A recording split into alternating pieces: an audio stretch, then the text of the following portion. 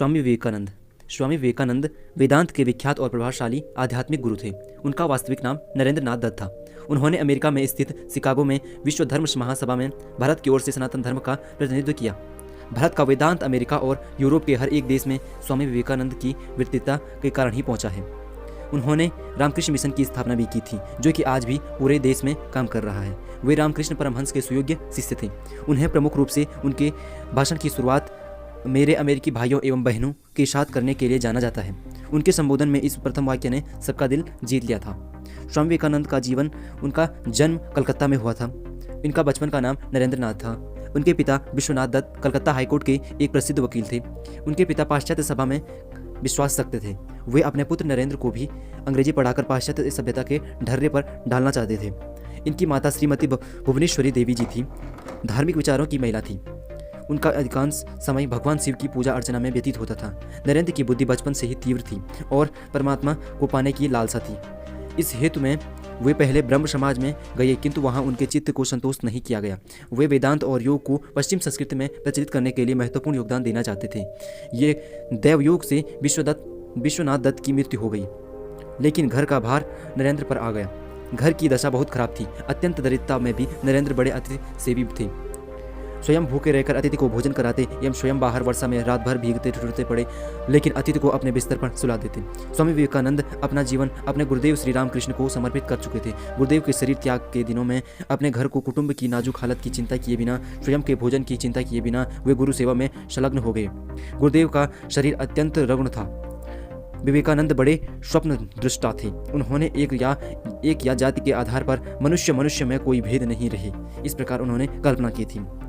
उन्होंने वेदांत के सिद्धांतों को इसी रूप में देखा था। अध्यात्मवाद बनाम भौतिकवाद के विवाद में पड़े बिना यह भी कहा जा सकता है कि समता के सिद्धांत की जो आधार विवेकानंद ने दिया है, उससे प्रबल भौतिकविद आधार शायद ही ढूंढा जा सके। विवेकानंद को युवकों से बड़ी आशाएं थी। आज के युवकों के लिए ही ऐसी ओजस्वी सन्यासी का जीवन वृत्त लेखक उनके समकालीन समाज एवं ऐतिहासिक पृष्ठभूमि के संदर्भ में उपस्थित करने का प्रयत्न किया गया है। यह भी प्रयास किया जा रहा है कि इसमें विवेकानंद के सामाजिक दर्शन एवं उनके मानवीय रूप को पूरा प्रकाश पड़ सके। दोस्तों, स्वामी विवेकानंद का जीवन में जो उनका बचपन किस प्रकार बीता है, आइए जानते हैं। बचपन से ही नरेंद्र अत्यंत कुशाग्र बुद्धि के और नटखट थे। अपने साथी एवं बच्चों के साथ तो वो शरारत करते ही रहते थे। मौका मिलने पर वे अपने अध्यापकों के साथ भी शरारत नहीं करते थे, ऐसा कभी हो नहीं सकता था।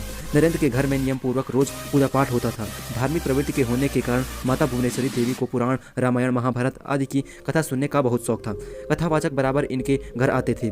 नियमित रूप से भजन कीर्तन भी होता रहता था। परिवार के धार्मिक आध्यात्मिक वातावरण के प्रभाव से बालक नरेंद्र के मन में भी बचपन से ही धर्म एवं अध्यात्म के संस्कार गहरे पड़ गए। माता पिता के संस्कारों और धार्मिक वातावरण के कारण बालक के मन में बचपन से ही ईश्वर को जानने और उसे प्राप्त करने की लालसा दिखाई देने लगी।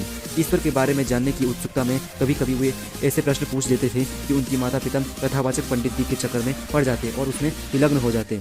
दोस्तों, शिकागो धर्म महासम्मेलन भाषण में स्वामी विवेकानंद ने इस प्रकार कहा: अमेरिकी बहनों एवं भाइयों, आपसे जिस सौहार्द और स्नेह के साथ हम लोगों का स्वागत किया है, उसके प्रति आभार प्रकट करने के नियमित खड़े होते मेरा समय हृदय अवर्णनीय हर्ष से पूर्ण हो रहा है।